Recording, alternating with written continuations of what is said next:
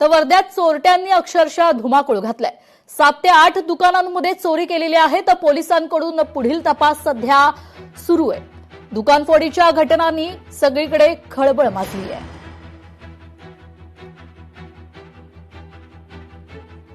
वर्धा शहर व वर्धा शहराच्या परिसरामध्ये चोरीच्या घटना या सकाळी पहाटे उघडकीस आलेल्या आहे। एकंदरीत 7 ते 8 दुकानं जे आहे ते फोडल्या गेले असल्याची एकंदरीत माहिती आहे। पोलिसांचा एकंदरीत तपास सुरू आहे।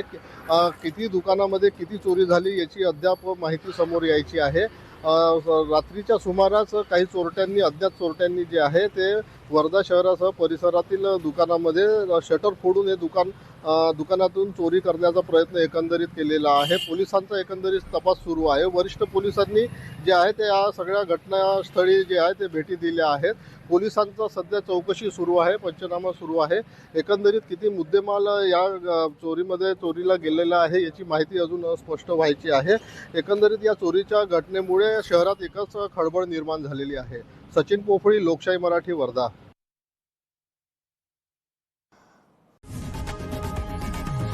लोकशाही मराठी ऐका, पहा, जागरूक रहा।